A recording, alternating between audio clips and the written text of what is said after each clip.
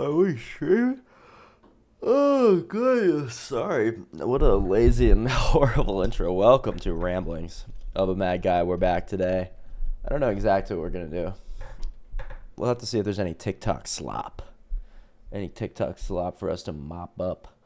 I think I'm streaming to TikTok. I was just trying to figure out how that actually works. Let's see. Hope everyone is doing well.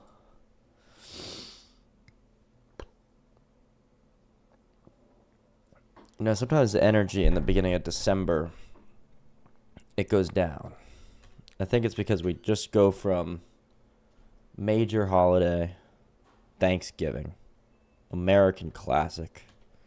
Doesn't apply to half of my viewers, but fair enough. And then I think people just kind of like, we're saving our energy. We're conserving our power for the two more major holidays that are coming right up. It's a busy time of year. So I get it. Now, why did they revoke my I think they revoked my TikTok live access. My ability to stream to TikTok live is revoked.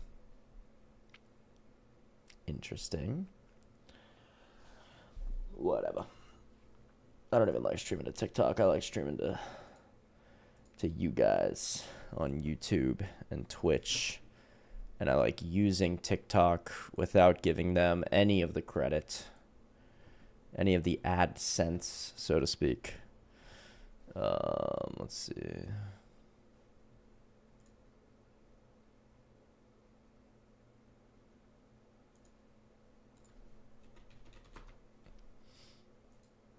Let's see what people are up to. I don't think, well, maybe there'll be something good. I already see a couple abortion ones.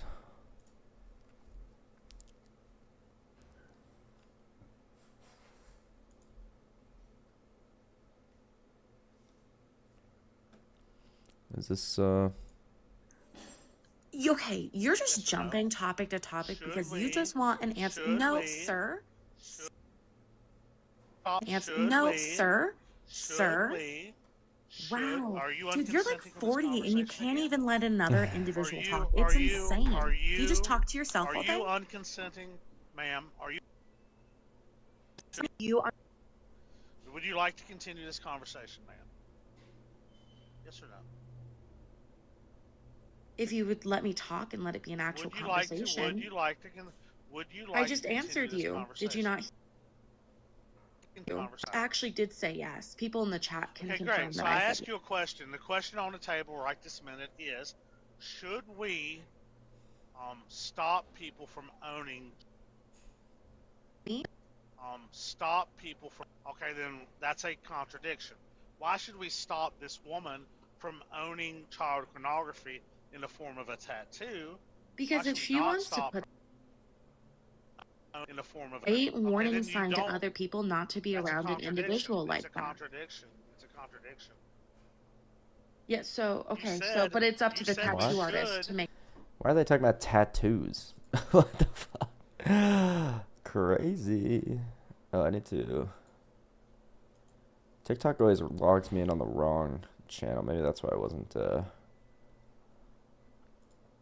I can't show you guys my TikTok login. Hold on. I don't even know what it is now. This.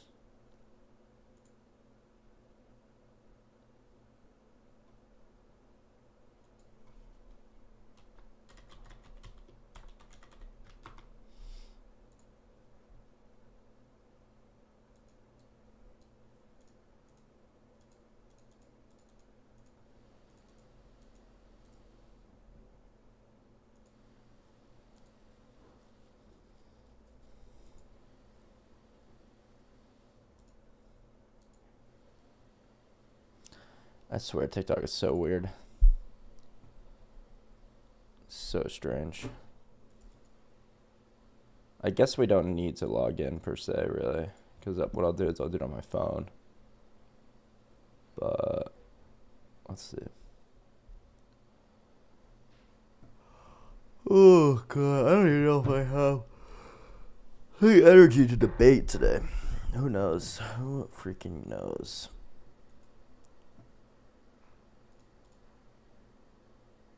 Log in to search for popular content. What?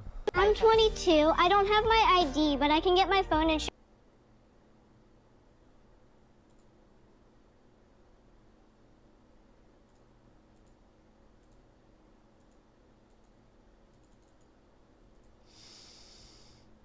Yo, now I can't. Now it's not letting me do anything.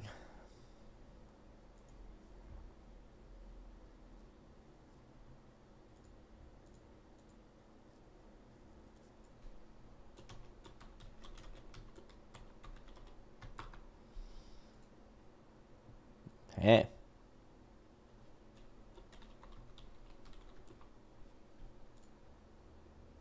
All right. No TikTok. It's a sign. We'll take it as a sign. It's not the day for infuriating slop debates. What is this? He hasn't slept on the ground in 30 years. He flew to Hong Kong just for dinner, had breakfast in Australia the next morning, and grabbed coffee in London. Who lives like this? Meet Tom Stuker. Back in 1990. Oh, I know this guy. Yeah, he got like infinite frequent flyer miles from American Airlines from some stupid deal they made that they didn't think anyone would actually take. Let's see.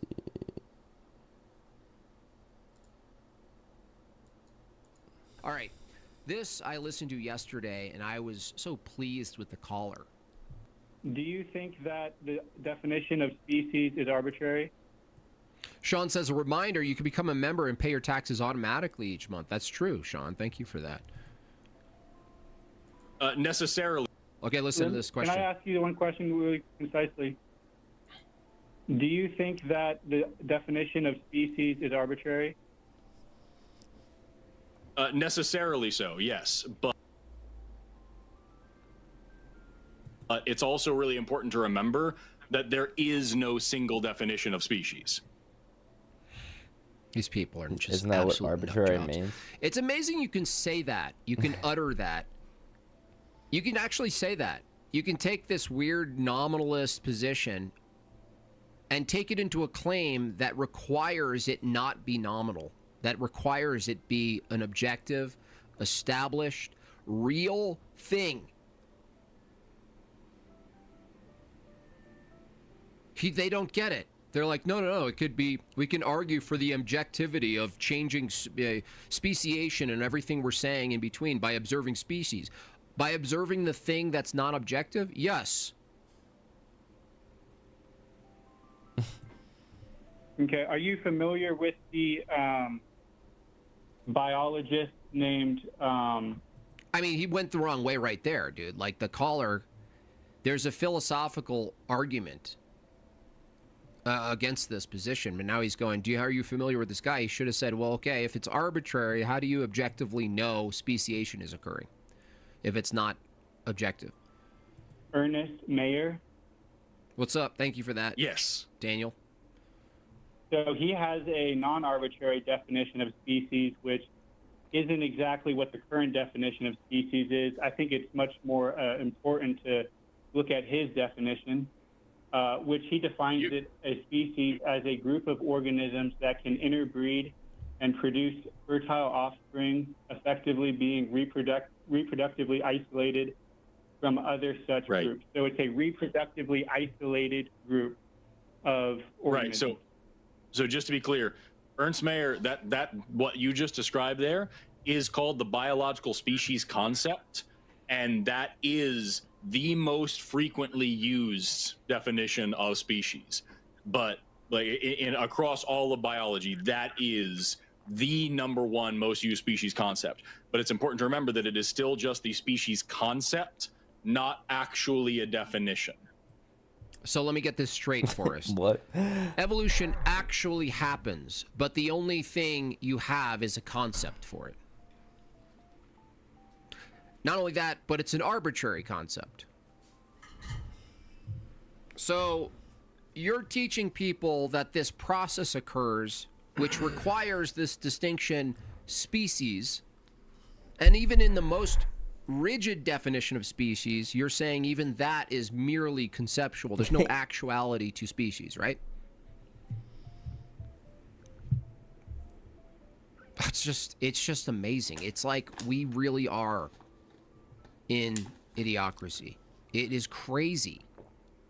And it's the problem is that these people don't do any philosophy. They think philosophy's silly, and they just do science, and then they don't realize the entailments of their nominal positions. And the fact that they're making a philosophical claim. Their whole claim is like deeply philosophical.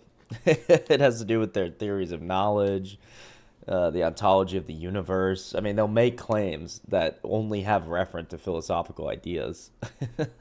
Understand. Everything else would be arbitrary.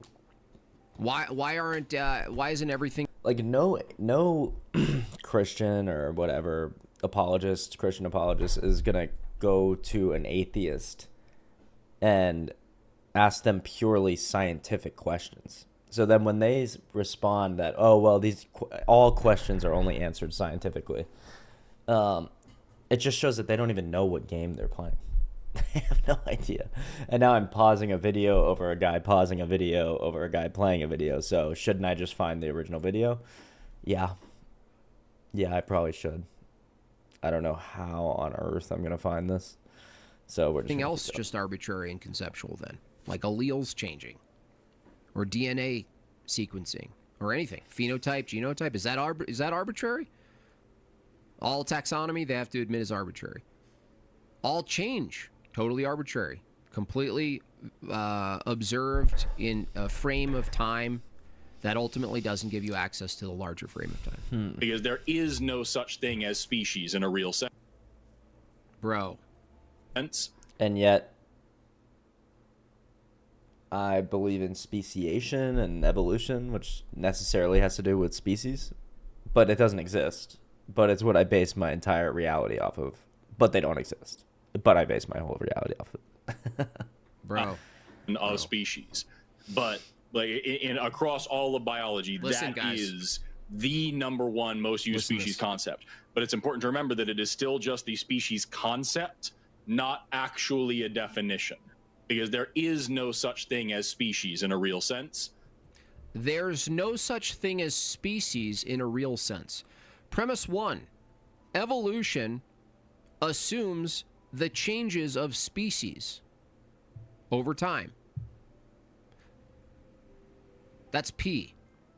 Not P. There's no such thing as species in a real sense. You fucking idiot. The reason why it's just a concept is because it, like I said, it is necessarily an arbitrary categorization that we as biologists are giving this group of organisms that have certain unifying characteristics. There's no such thing as evolution in a real sense. Exactly. How could you say there's no such thing as species in a real sense, but there's a real sense of evolution? What are you talking about, you dumbass? They don't know what they're talking about. There are other species concepts out there that are also functional in different circumstances. For example, if we're talking about dinosaurs, how are you going to tell? Nope, there's no objective thing called a dinosaur, dude, according to your system. Me which of these dinosaurs were reproductively isolated and which ones could interbreed with other ones. No, you already lost, dude. The reference, the universal of dinosaurs doesn't exist. This is one of my key arguments against evolution. Is that the argument for evolution, when they point to the quote evidence, assumes these categories are real. And yet in the same sentence, they'll deny the realness of the categories. So sorry, Forrest, you dummy. You not only don't have access to the thing you're calling a change in species, but you don't even have the category dinosaurs, dude. Now, the caller isn't, he's doing fine, Kevin, whoever Kevin is, but he's not on point enough to say, wait, hold on a second. Isn't the term dinosaurs itself an arbitrary category that's not objective? You can't, right? And so we have different fossil species concepts. If they were alive today, it'd be pretty easy. Based on the bones, as you can see by the bones, based on the bones, based on the bones. Big old if, right? Today, we can see that they're clearly different, and distinctly separate, and there's no intermixing of the. Corn Salt says, does anyone have an alternative theory? An alternative theory for what, dude? Corn Salt, do you understand in science to have an alternative theory, you need a valid theory to begin with? You can't say an alternative theory. The only way to arbitrate between two competing hypotheses or theories is to have one of them be valid. Evolution isn't valid. So when you say, do you have a competing theory? A competing theory for what?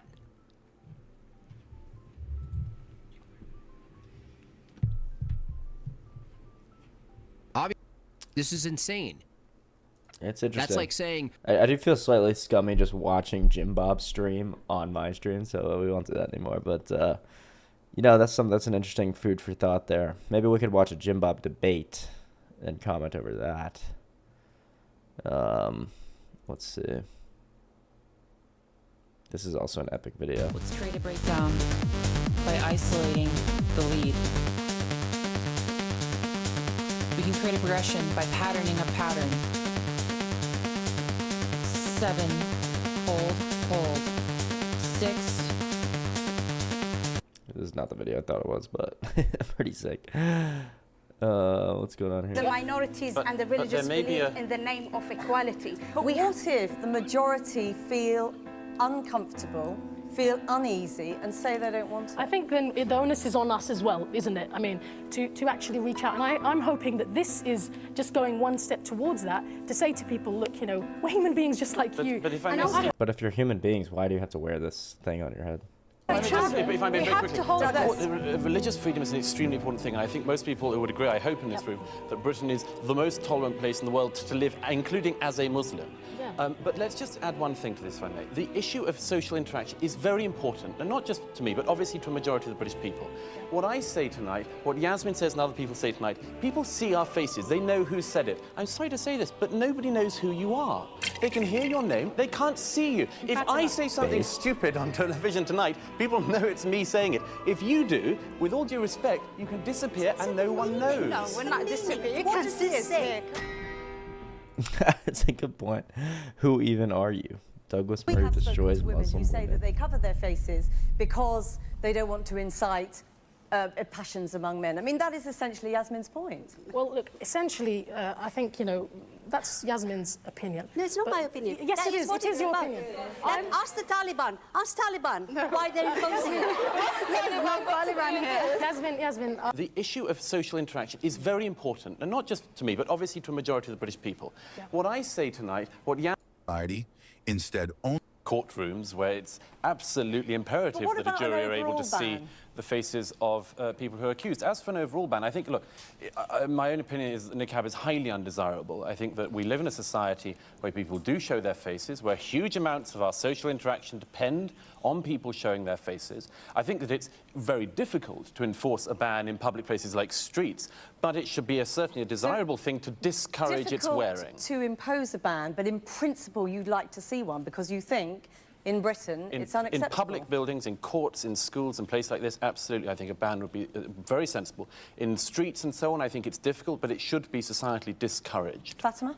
No, a ban, I mean, I think it's a complete overreaction. Look, the niqab has been part of the British landscape for the last 20-odd years, okay? Muslim women have been going about their business. We've got a radio presenter here, we've got a scientist, we've got talented Muslim women who've got a lot to give to this society, who've been doing so and been very sensible about it. When we need to remove our face veils, we do it.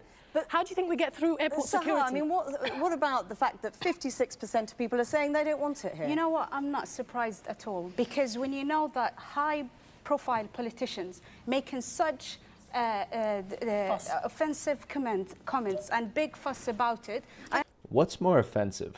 To not want to see half of the population covered in this kind of like puritanical, and I mean that in the real sense, not in the fake sexual revolution sense, this like tyrannical authoritarian restriction on how women in society need to present themselves. Is that more offensive to be against that than to actually be covering your wife's face or your daughter's or any other random woman because you might get too tempted and you might do something horrific to them.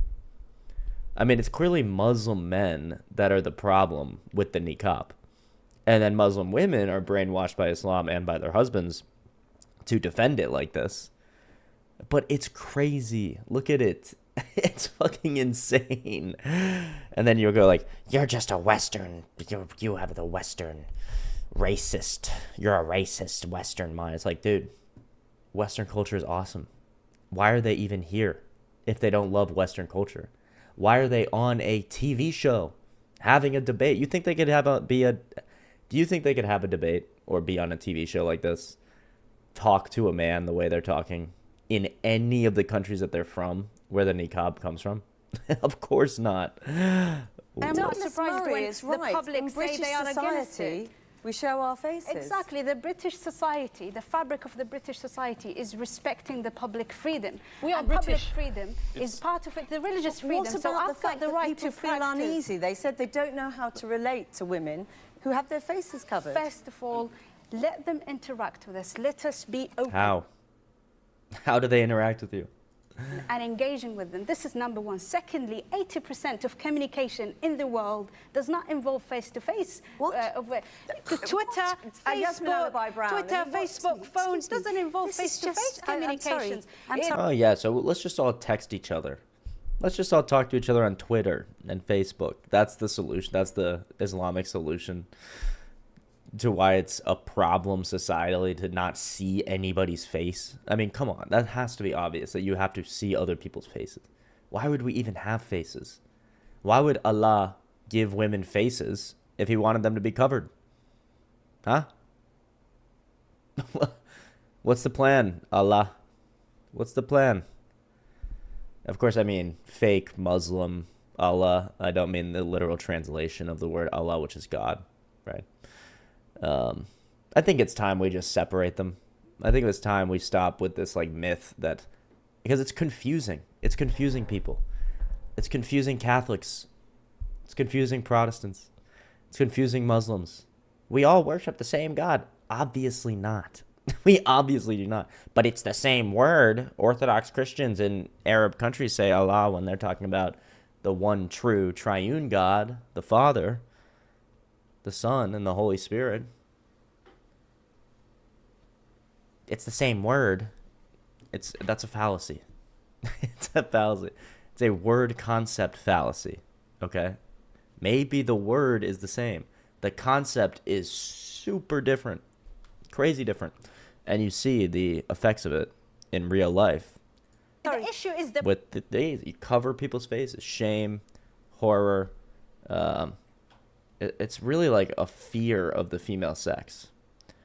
Which is not surprising, given the rest of the theology. But, I don't know. A fear and almost, maybe it's either of hatred or a fear, which are kind of the same thing. But problemization here. It's not existent problem. I'm sorry, I worked in this area for 7 years, about 15 years ago, and this was not, as you said, a norm.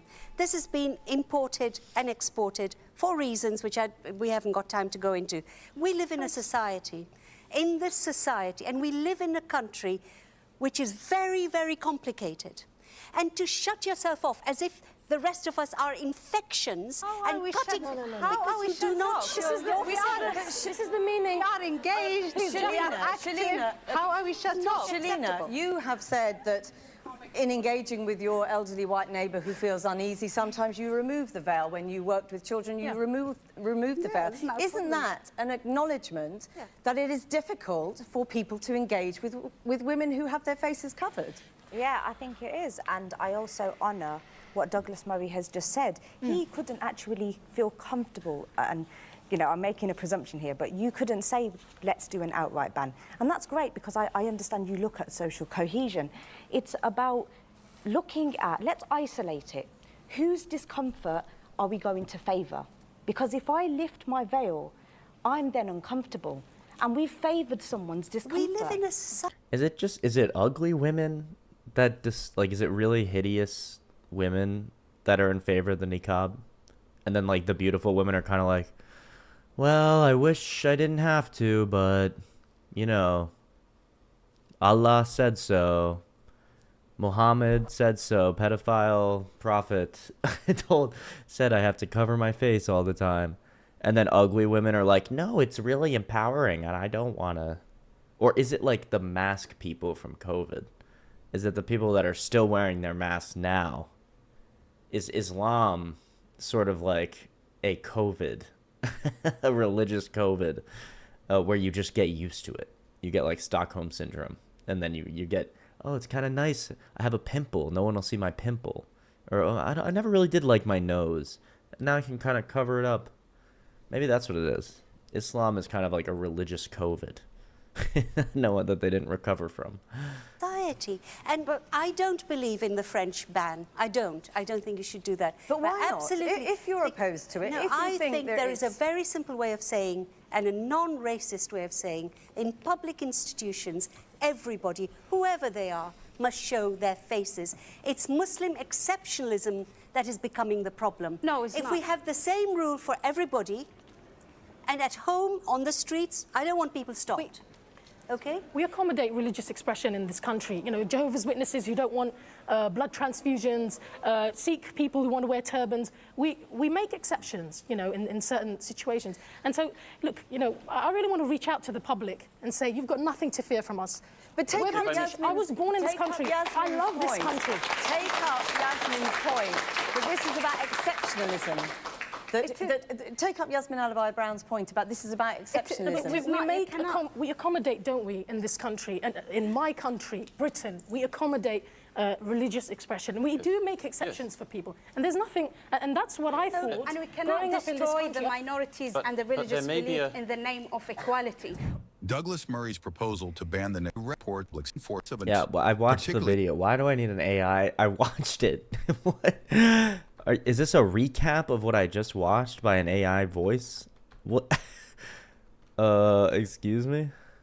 Feel uneasy and say they don't want it. I think then the onus is on us as well, isn't it? I mean, to actually reach out. And I'm hoping that this is just going one step towards that, to say to people, look, you know, we're human beings just like you. But if I It's one step to showing how freaking insane religious freedom is an extremely important thing. I think most people who would agree, I hope in this room, that Britain is the most tolerant place in the world to live, including as a Muslim. Yeah. But let's just add one thing to this, if I may. The issue of social interaction is very important, and not just to me, but obviously to a majority of the British people. Yeah. What I say tonight, what Yasmin says and other people say tonight, people see our faces. They know who said it. I'm sorry to say this, but nobody knows who you are.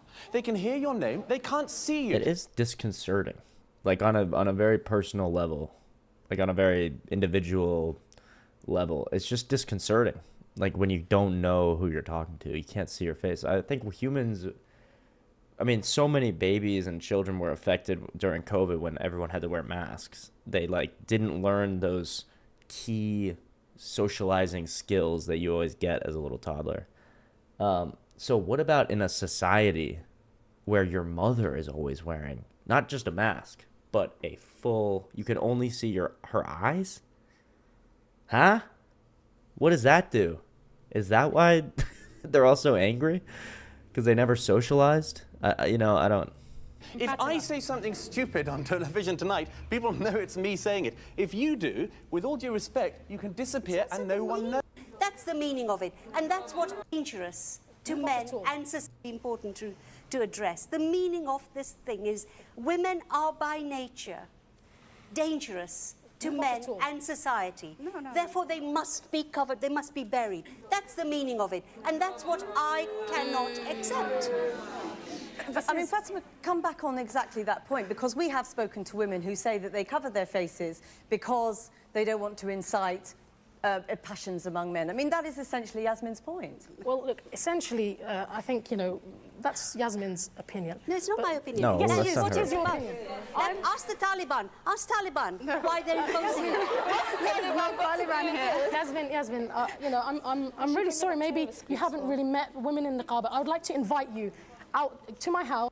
Yeah. Patronize her. Yeah, you haven't. You just don't know enough. You haven't met. Dude, she obviously is an Arab woman.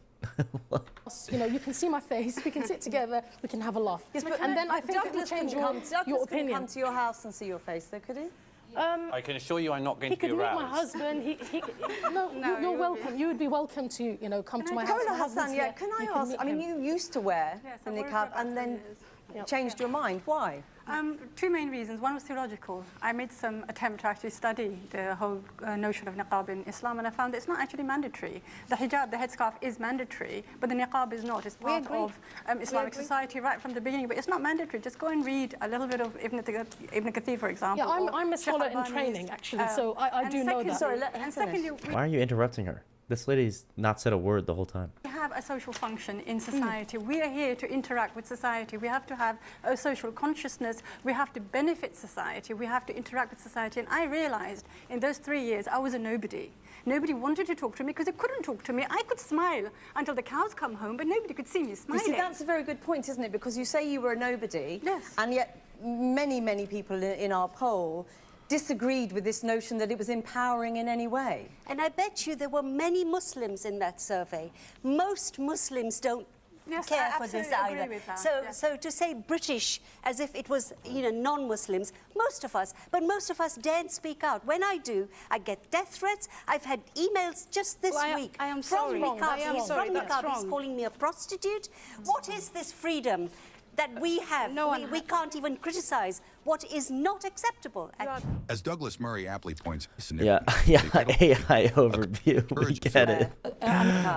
You again decided not to. Yes. Why was that? The reason for that was that, and that was a personal choice. I had an incident where niqab was pulled off me, and it really frightened me, and I became very, very anxious. But I feel very strongly about some of the things that's been said here. One of the things that you've been, for example, Yasmin, you've said about freedom of speech and how people are threatening you. I think that's completely unacceptable Islamically. We can't be responsible for all the Muslims and for all the people around the world. But I will say that just like you have the freedom of choice to express how you feel, we have the freedom of choice. I have a freedom of choice to not wear a niqab, and she has the freedom of choice to wear a niqab. Did you feel that you were forced out of wearing it, or did you come to a different view about it? Yeah, one of the things it was a very personal choice for me. It meant a lot to me to wear the niqab. This is not shopping in Primark. This has a meaning, and it's the meaning I'm arguing about. And actually, but that's your perception. Let me explain to you the meaning then. It's a suggestion of your argument that these women don't know what their own choice is. Okay. Ibn Kathir. You spell it Kathir on the niqab.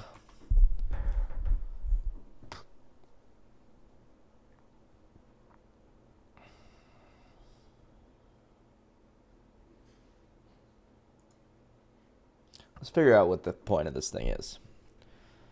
To command the believing women, especially his wives and daughters, to draw their jilbabs over their bodies. Okay, the jilbab is a ridda worn over the gimar. This is the view of Ibn Masud. Bunch of Ibns. It's like the izar used today. The jilbab is the outer wrapper. Abba said that Allah commanded that believing women, when they went out of their houses for some need, to cover their faces from above their heads with the jilbab, leaving only one eye showing. So these women are heretics. They've got two eyes. Muslim men will only not be violently turned on by you if you have one eye showing. What? Let me read that again. Hey, what's up, Mighty Star Life Ron? Welcome, brother. Welcome. I'm not sure I had the energy, and TikTok was being difficult for TikTok debates today. We'll get back to that tomorrow, probably. So I was watching this Douglas Murray video about the niqab. It's like kind of like a panel debate. The niqab is the hijab is just when Muslim women wear like a head scarf at all times, and the niqab is when they cover everything except their eyes. And the debate or panel is over whether niqab should be banned in like Western, well, specifically British culture. And I don't I mean, I think Britain has already fallen to Islam, and so it's like I think it should be banned just to push against any efforts to take the West by Islam. But I was curious, like I didn't know much about it or where it come from, and so the Muslim women who are, I have a theory. There's two theories of why a Muslim woman would support a niqab. Either they are ugly, which is a distinct possibility, and kind of like the COVID people. Like for instance, me selfishly, when I went during COVID, I liked wearing a mask sometimes, not all the times. I got really sick of it eventually, but especially at first, I liked wearing a mask because, like, if I got a pimple or something, I could wear a mask. If I, was feeling moody and didn't want to like smile at someone, they'd have no idea. Of course, we know how destructive wearing masks was to the socialization of young children during COVID. So I asked the question, what does it do to the socialization of young Muslim children in countries where every single woman is wearing a niqab? Well, no wonder you'd be sexually frustrated by women. You don't even know what women look like. You don't even know how to interact with them from the youngest of ages. So there's that. I don't remember what else. Oh, and then the two reasons that a woman might wear a niqab: either she's ugly, or she's brainwashed, or some combination of the two. And so I was like, well, what is the brainwashing? Like, what do they actually teach? What is the point of the niqab according to top Muslim scholars and commentators? Because I don't think it's super Quranic. We could look it up, but I don't think it's really in the Quran. Someone here mentioned Ibn Kathir. So I went to Ibn Kathir's commentary on, I guess, chapter 33, verse 59. Oh, okay, that is a Quranic text, actually. So let's go to Quran, verse 33, chapter 59. And we'll see what the Quran says first. O Prophet, ask your wives, daughters, and believing women to draw their cloaks over their bodies. In this way, it is more likely that they will be recognized as virtuous and not be harassed. Harassed by who? Harassed by who exactly? Oh, you mean Muslim men? Oh, you mean other Muslim men? Even if this had a different context, like back then, like, oh, the Persians who aren't Muslim or whatever are, taking all our women. Well, then it wouldn't apply today, would it? You wouldn't have to do it today because Muslim cultures are completely, what's the word? Not monogamous. What's the word when it's just like one? Whatever. You know what I'm saying. People who live in Muslim countries are like 100% Muslims. So if this applies today, it means it's the Muslim men who are harassing them. So Muslim men can't control this, so they see more than eyes. Well, but yeah, it makes it feel like a burglar hiding their identity, feel sneaky. That was Douglas Murray's point. It's great. He's like, we live in a society where we see each other's faces. We don't even know who you are when you're making this argument. It's unnerving. It's creepy. I completely agree with that. So then I went to Ibn Kathir's commentary for this verse to see, like, oh, so what does it really mean? Like, what is the deeper meaning? Like, what's the actual sort of injunction on Muslim women by their teachers? So then we came across this. Isn't this funny? Ali bin Abi Talha reported that Ibn Abbas said that Allah commanded the believing women, when they went out of their houses for some need, to cover their faces from above their heads with the jilbab, which we would just call the niqab, I think, leaving only one eye showing. So no, two eyes is actually too much for the Muslim men. That will really whip them up into a frenzy if they see two eyes. So make sure you wear an eye patch as well. Make sure you just have one eye showing. I mean, what?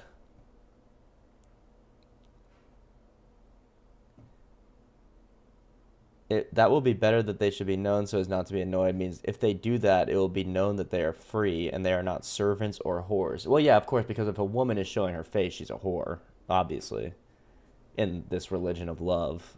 What they did not have any stern warning to the evil hypocrites.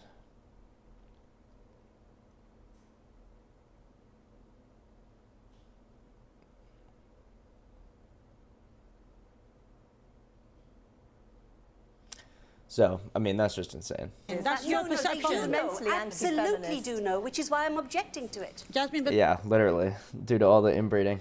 I wonder why. Maybe because the only women whose face they're ever allowed to see are their direct family members. By accident. Maybe that would contribute to inbreeding, if you don't even see other women. But that's your perception. You think that this is how you... my perception... Oh, and that's why I was looking it up, because I was like, is this just this lady's perception? No, we can find it in the commentary in the Quran, obviously. Specific, if you would. You were a psychotherapist. Yes, I'm a psychotherapist. But you deal with women who are forced into wearing the niqab.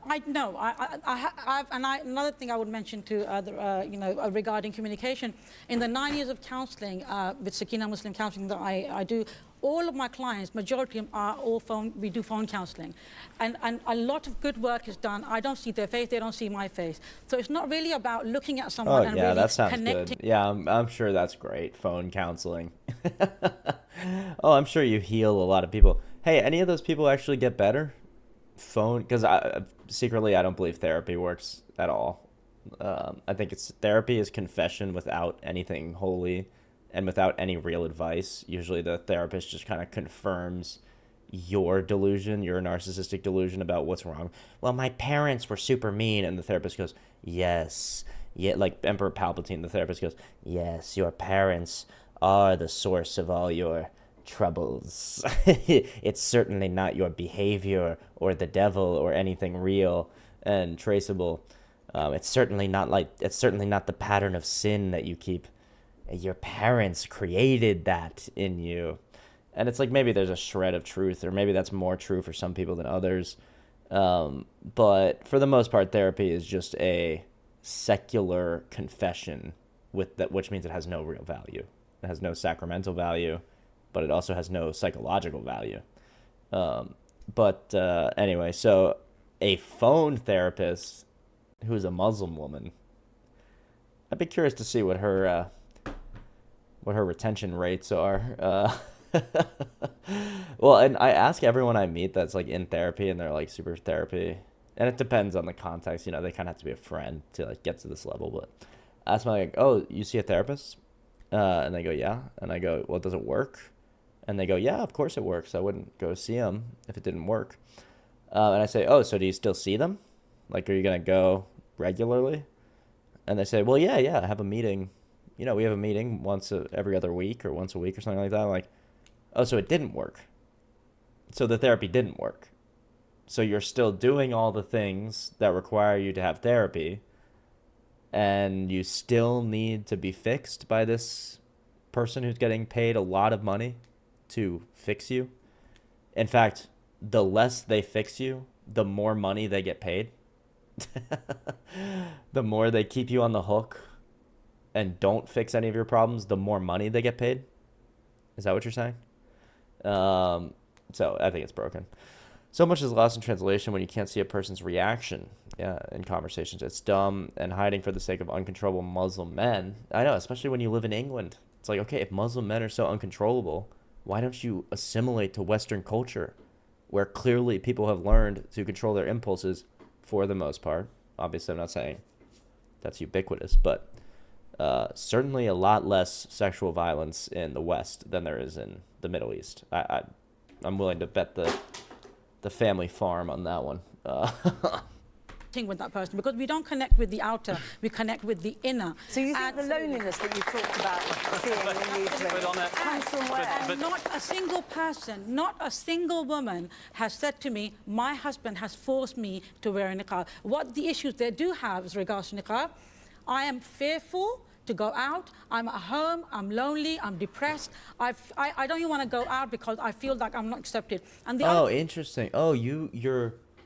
So in your own home with your Muslim husband who loves you, but also, even if they don't force them, the brainwashing is there. Obviously, the Muslim man is not going to be happy when his wife gives up the niqab or whatever. Why are they so depressed and lonely and terrified of going outside all the time? That almost sounds like a cultural pathology.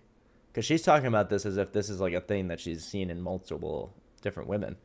It's like, well, if you were taught in your religion that God hates you for being a woman, that you are necessarily a whore for having the face of a woman, then yeah, you'd probably be afraid to go outside. You would probably not love being outside. You'd probably feel very lonely and threatened because your belief is that God hates you for something you cannot control. Just ridiculous. Damn, Muslim men are insecure too. I guess that's a funny thing. I bet transgenderism could go wild in Islam, dude. In Arab countries, you could be the best transgender anywhere. Like unfoolable. Like this person, as you know, as kind of like seductive as these eyes are here. I'm saying that ironically, like there's nothing seductive about just a person's eyes. I mean, weirdly here a little bit, but yeah, Muslims clearly are soy boys. What was I saying though? Ah, damn, I don't remember. It doesn't matter. I got distracted. She pierced my eyes with her glare, her shadowy glare. What was I talking about? Oh well, it doesn't matter. The other thing I really want to express is that where is the humanity? You know, at the end of the day, you know, as a woman, as a person, as a human being, where's my right to be who I am? This is my identity. You have that right. You have that right, and you exercise it, and so are all of the other ladies in this room. But the question is whether or not, and I would ask this of I think of everyone in the room who's covered, do you think that by covering your face from everyone else in society, you are exacerbating difference or making it less bad? Mariam, would any of you at least recognise that you are exacerbating a difference? Is this divisive? Well, first and foremost, I think we need to look at human rights, okay? In 1998, there was the Human Rights Convention, okay? Under Article 9, it specifically says we all have the freedom of expression, we have the freedom of belief, we have the freedom of so many things that, you know, like in this country, I thought Mariam, on Douglas Murray's point, that this is, you know, do you understand that many people feel this is divisive? It is a curtain between you and the rest of society. Well, to be quite frank, I think people are free to feel how they want. It doesn't, I don't care how you feel. It's really, no, wait. Really and truly, it's about my human rights. My human right, I am allowed to cover. You don't have to just agree. Very briefly on the point that... So you're not going to respond to the point because it obviously is divisive. It obviously does exacerbate the differences between men and women and pit them against each other because the very implicit meaning of the niqab, of the covering, is that men are evil rapists and women are whores. That's in the Quran. I mean, we were just reading it. That they will be recognized as virtuous and not be harassed. Harassed by who? And then in the commentary, it's even worse. So, of course, we already know this. Many people in the survey said that they feel unease, they feel uncomfortable, they feel anxious. Well, to be quite frank, I feel like that towards emos, but that's all right. Can I just point out that, can I just point out, there is some... Oh, that's what I was going to say. Oh, yeah, you could be, look, you could be ironically, a more successful transgender male to female in a Muslim country. You could be a ladyboy in a Muslim country with, like, way more success than in Britain or America or anywhere in the West.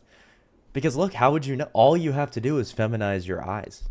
Like all you have to do is put on a little bit of, you know, whatever, like eye makeup or something. And suddenly you just are a woman. And no Muslim man will be able to tell the difference. Until, of course, they get you into the sack and then cut your head off or whatever. But, and human rights. Absolutely. Well, I feel like that towards emos, but that's all right. Can I just point out that, there is something fundamentally ludicrous about somebody dressed as you are talking the language of modern human rights. Yeah. Absolutely. Well, fundamentally ludicrous. That's in your mind. That's in your mind, Douglas. Human rights are a Western concept. They don't have human rights in in Arabic lands, in Muslim predominant lands. So he's right. Yeah, that's in your mind. That's in your mind. Human rights are a Western conception. So this lady is constantly talking about rights. As a Muslim, you should know that responsibility is And there duty. as well. You have a responsibility to society around you. Muslims are Exactly. hated I'm a at community. Yeah, that's enough. Let's take off the kid gloves. On a primal level, the reason What? most people will disagree I hate with this AI guy. Yeah, that's enough. And he's gonna break down everything we literally just heard. Right, it's a necessity upon you, but yet you say you go through an airport and it doesn't matter if you lift it. Is it so negotiable? In France, many of the women who said we cannot go out if we don't wear it have taken it off. Can I just say, Shalina. you know, there is a place where we have the right to exercise our right. And if this was a school or a playground, you know, as far as I'm concerned, the bullies are winning here. There is a majority of people who have the power and resources to put out there an image about the niqab. I teach in schools, and I said to a young bunch of... You mean an authority other than your own commentators? Ibn Kathir, the #1 Muslim commentator? Like, what do you need other than the fact that it's acknowledged the reason that you have to wear the niqab is because you would fundamentally be a whore if you didn't? Douglas Murray didn't say that. The West didn't say that. BBC didn't say that. Your commentator said that. So it's not like his opinion, man, that it's oppressive to you. Group of children, I said to them, if somebody came into your school, a boy, and he had nail varnish on, and he had high heels on, you know, and you seen him getting bullied, would you defend his right to be the way he was? Or would you ask him to change the way that he's dressed? Now, this is what I'm saying is, I said that I respected the fact that in context, you said in a courtroom, in the classroom, or in public settings where there are people who have got mixed opinions, that we should have policies and procedures that control these things. But being in Britain, I'm proud to be British. Just because very I have briefly, values can I ask you, that Sahar, mean I can many of the dress women, as much as I want to, many as of the little as I women want who to as I came am. forward to talk to us today are very young. And actually, one of the questions that I think a lot of people ask is, you know, we've looked at Afghanistan and we've heard stories of women who have burnt the face veil and are terrified of the prospect of having to wear it again. And they just don't understand how young women in Britain want to wear it here. Very briefly, if you can. Well, I started wearing the niqab at a young age, and the reason is after a research. It's a long spiritual journey. I found out that when I wear the niqab, I'll be closer to God. Yeah, I'll right. be. It's an act of worship. It's an act of modesty, and it's liberating and dignifying. And since then, I've never changed my mind. And although my parents, my mum, my sister don't wear it. It's me. It's my personal choice. But yes, and in a free society, the opinions of other people also have to matter. It's not just about you exercising your choice. The way other people feel about that should be of some concern to But you know, these feelings are coming from negative prejudices. We have coming from You don't want men's opinions? No. You don't want men's opinions? I'm sorry, we are Okay, going to have to end it there. I'm really sorry. It's about to blow up. So we get the point. I mean, I don't think anyone's surprised that the niqab is insane, a necessary condition of the religion that it comes from.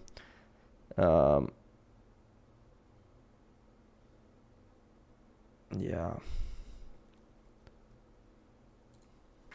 Chair recognizes Ms. Mace from South Carolina.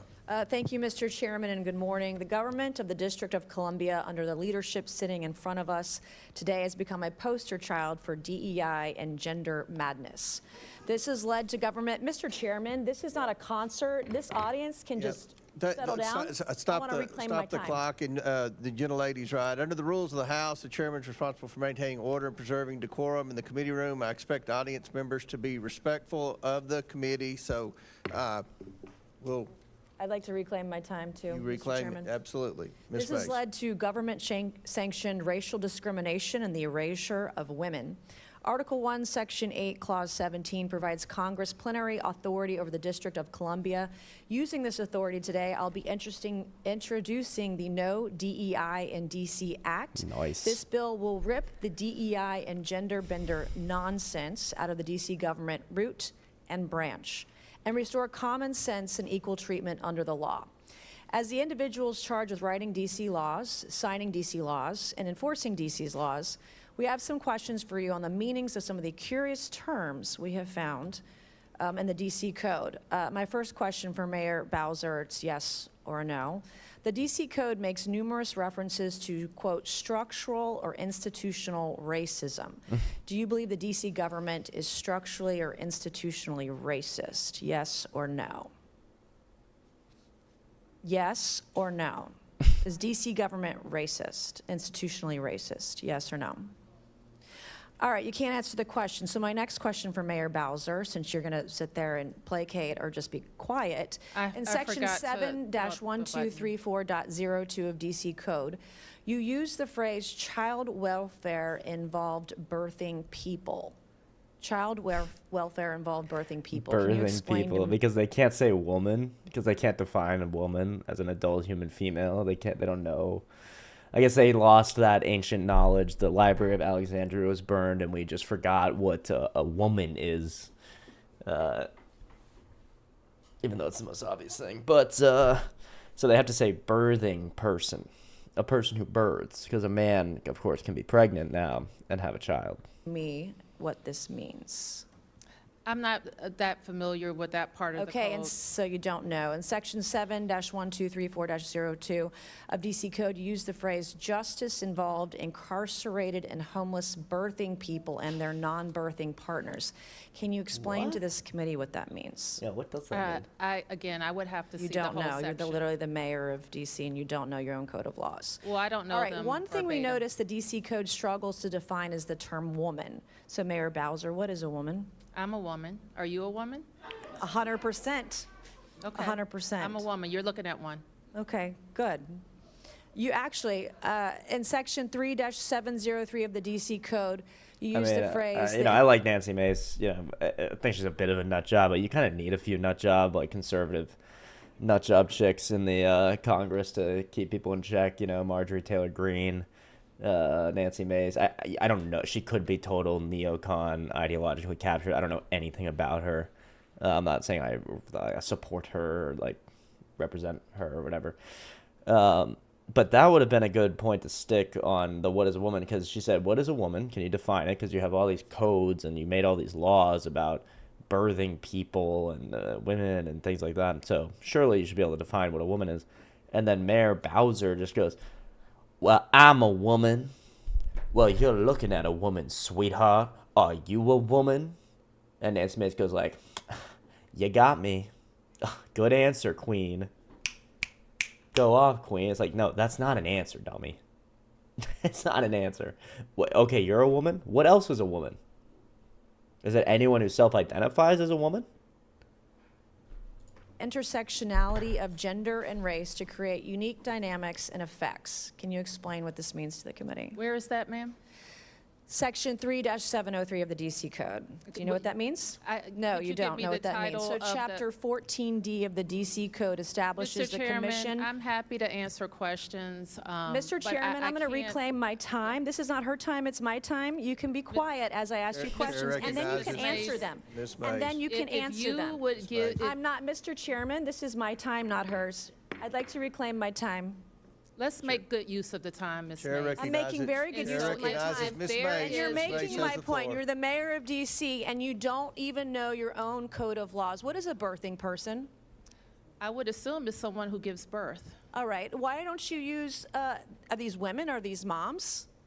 Do you think it's appropriate to call them birthing person? Can a man birth a person? Well, Be a that's birthing what person? I would call it, but I don't write all the laws, and I'm not familiar with every Can section. men get pregnant?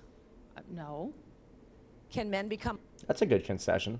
I mean, a lot of gay politicians would actually have more trouble answering that than men can get pregnant. The trans topic is so dumb. There's normative meanings to words, and for someone to say they identify as something other than what the normative meaning of women is just an equivocation. Yeah, that's true. That's a good point. I hadn't thought about that. I'm sure that would go great on TikTok. I'm sure that'll be a great argument on TikTok. Well, you're just a fucking... Well, you're a racist. Let's use a QR code. Let's try to sign in with this QR code here. You guys don't take advantage of my QR code. Don't sign in on your phone. Let's get this let's get this off. I don't trust that. Did it work? Oh, it worked. Oh, what do you know? What do you know? I'm not sure I'm gonna join any debates right now. I mean, maybe if I really get energized.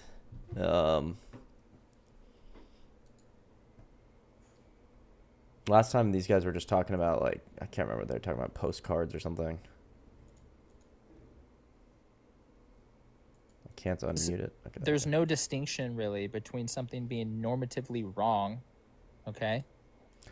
So like I said, so I was in a debate panel yesterday where one of the topics was women don't need men. That was what she was defending. She's like, women don't need men. And I wasn't going to join the panel, but I read that and I was like, well, obviously women need men and men need women to exist, to procreate. You like must have a father. If you're born, you have a father and a mother. By definition. I mean, it's so simple. So I just hopped on and I was like, what do you mean by this? I'm truly confused how there could be any universe in which women don't need men. And what she was talking about, she did concede that, no, women do need males. They need male gametes. But she's saying we could live in a world, or perhaps even an ideal world would be one in which all males, because they separate the two, stupidly, all males transition into women. They become trans women. Which again, how can you transition if you always were one? Because that's what they'll also say. They say, well, yes, you were born a male, but you were always a woman. So then what's the transition exactly? What part of that is a transition if you always were one? Again, it's completely arbitrary. So she conceded that women do need males, but that they don't need men. So that's where they go with that angle. Exactly. Just use the word. We have a word for it, sweetheart. I wanted to call her sweetheart. I think I would have gotten instantly kicked, but it's not bigotry to have normal meanings to words. If they freak out when that's the point, then what's the point to having language if words can mean whatever you want them to mean? How would you communicate? Well, they actually don't believe in meaning. They don't believe in the meanings of words because they're all atheists. So they have no objective basis for meaning. There's no there's no grounding, there's no foundation for sort of conceptual objects or conceptual things like meaning. So actually words don't have meaning to them, which is ironic that they try to debate when the whole premise of a debate, the whole purpose of a debate is to convey meaning to others, right? Is to convey some opinion that actually means something. Ideally that you actually hold, otherwise you're a sophist, which most of them are on TikTok. So yeah, they just twist themselves into pretzels for no reason. No reason. I mean, the reason is that they have like a spiritual, I mean, I don't know. I think most of the time they just have like some kind of spiritual affliction, some spiritual disease that comes out in the form of some extreme opinion that like, oh, we should be able to kill all the babies and we should be able to, a man can be a woman and a woman can be a man because there is no meaning. And that's the spiritual affliction, that they're like, they have like a spiritual nihilism that leads to all these necessary outcomes of their nihilism. So I think that's where it comes from. To living entities that you're harming them in some degree. So to say that you can't harm something that you can do wrong things to is really odd to say. And then 3, none of this stuff is actually doing what I'm asking you to do. You're kind of just talking to talk. I don't know. Is actually doing what I'm asking you to do. No? I feel like you just don't like my answers. I don't like your answers. You're right, because they don't make any sense. I just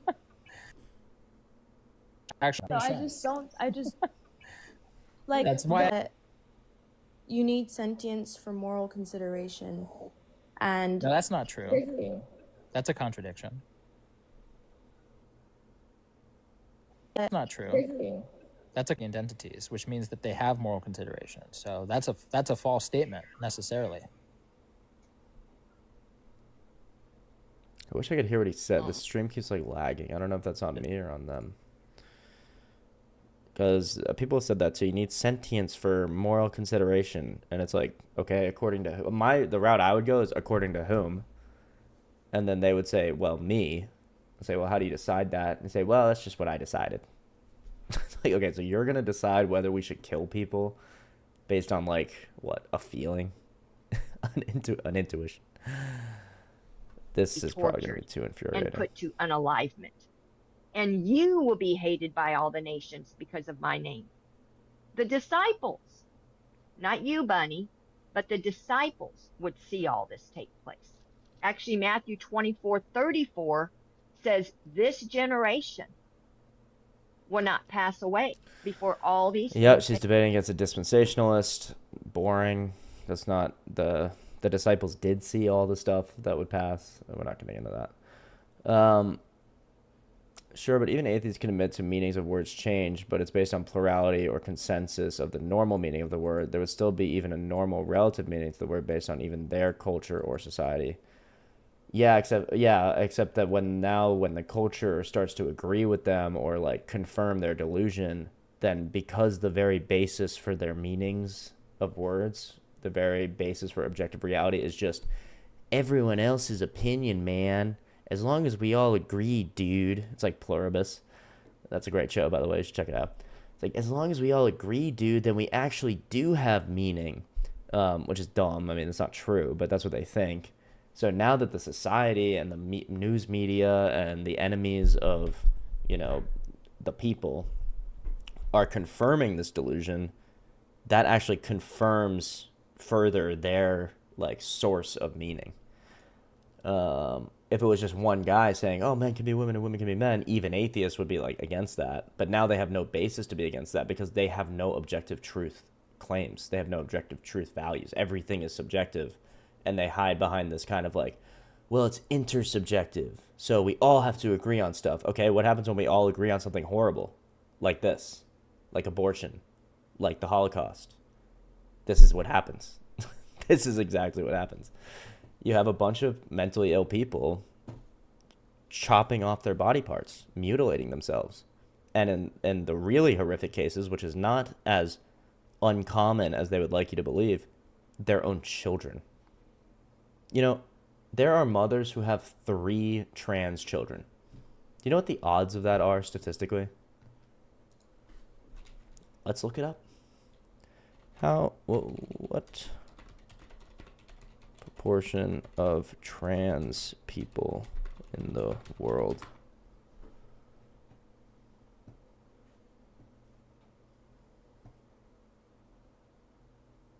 This seems ridiculously high. But let's even take that high number. Okay. 2%. I mean, that seems suspiciously high. I almost don't believe that it's that high. But let's just take it. Let's just take 2%. So how do we do this? We do 0.02. That would be 2%, right? Times 0.02 times 0.02. Means that you have a 0.0008% chance of all 3 of your children being trans. Extremely, that's extremely low. I'm not saying it's like impossible, but if I think, let's multiply that by 7 billion. That's a million. So there would hypothetically be 50... No, not 7 billion, because you need a mother and a father to... So call it like, I don't know. If this number 2% works, if my math is right, then maybe there's a few thousand people on Earth that could happen to. I doubt it. I think we rejected the idiosyncratic definition of man and woman. Even use communist, socialist, Marxist, libtard Democrats don't agree with the less than 1% of trans people pushing the agenda. Yeah, I would think it's less than 1%. I think it's much less than 1%, personally. I mean, 0.8% of the U.S. population is transgender, apparently, according to this random website. And the U.S. is one of the most, like, accepting and, like, mind virus receptive countries in the world. So I would think it's less than 0.8%, really. Like, the U.S. has this, like, disease going around where people think they are, right? This website also says 0.5% of the... So 0.5 times 0.5 times 0.5 is a lot less than what we did before. So what's 0.05? You know, 0.0001. All three is most certainly indoctrination. I don't think that's natural or possible. And so in those cases, that's a parent, an adult, pushing a mental illness, and in some cases, if they have access to it, which they want it, a mutilation, either by gender blocking what is it called? Puberty blocking hormones, or by actual mutilation to the children. So, I don't know how we got there.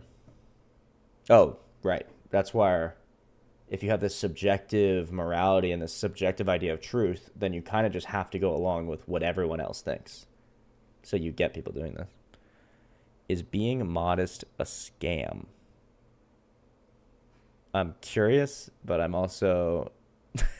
I also don't really want to know.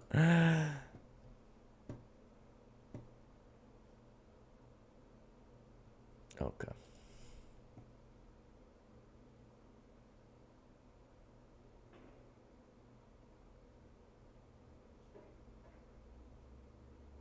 Let's see what Dean's up to. Obama ordering the murder of American citizens in drone strikes, and like the Patriot Act under Bush, and when the Patriot Act under Bush was signed into law, I wasn't even alive yet. And when Obama was ordering drone strikes that killed American citizens, if I was alive at that time, I'd say that this would demand immediate investigation. I think that this would demand immediate accountability of law was broken. So he should be arrested and tried, right? When I was a little child, I mean, I obviously wasn't paying too close of an attention to the American government, but from what I do know about that circumstance, I think that was investigated by a special counsel unrelated to the Obama administration. Oh, sure. Yeah, sure it was. Administration. Once we finish our conversation about the Trump administration, but what will hopefully it's relevant to the point that what will hopefully be inevitably true here, right, is that if any president has intentionally and belligerently launched an attack on the Constitution, then they are a threat to the Constitution, regardless if it's Trump, Obama, Biden, Bush, so on and so forth. Which I would agree with, and then I would just say that all presidents are a threat to the Constitution. Oh, okay. So all presidents are a threat to the Constitution. Can you name any other president that has purported such a grave threat of intentionally and belligerently infringing on core tenets of the core amendments of the Constitution, like Trump with his attack on the 14th? Obama. I mean, how about the Patriot Act? I mean, Bush, Clinton, Joe Biden. How about the crime reform bill of the 90s that put like 10 million black guys in jail? We'll see. It's like... Well, we'll never see, because guess what? We can't wind back time, and we can't put Dean... Well, right. We'll just see who Dean is after Trump's not in office, and Dean doesn't have Trump to argue about all the time. Well, I mean, we'll see who you are once Trump's not in office, and you inevitably have to tell your grandkids in 30 years that you stood 10 toes behind defending the tyrannical wannabe dictator, predator, that tried to coup our government and rig the outcome of a federal election. And I would say, yeah, he was a flawed guy, just like all of them are. Okay, so did Biden try to rig the outcome of an election? Did Obama try to rig the outcome of an election? I'm pretty sure, yeah. Did Bush send fake votes? Pretty sure every president has tried to... literally, Bush did. I mean, literally, that was like a big thing during the Bush election. Not like rig the outcome, but there were questions. You know, there's always questions around elections. And presidents are just kings that only get to rule for a little bit amount of time. So they've all done some crazy shit. Hillary tried... Didn't she? There was something with Hillary and emails. I can't remember exactly what it was. I don't understand this. I don't really want to listen to too much Dean, you know. One, because I'm not political in the way that he is. My politics all come from my, like, ethic, like my culture, my religion, right? They come down to how I want to see the world instantiated from the highest source that I can intimate that God wants. You know, I'm a sinner. I'm completely imperfect. So I'm sure I've said things and advocated for things that are not right and not good. But Dean gets into these, like, Dean and Parker and these kind of, like, Destiny guys, they get into these, like, hyper-specific arguments that they can talk really fast about.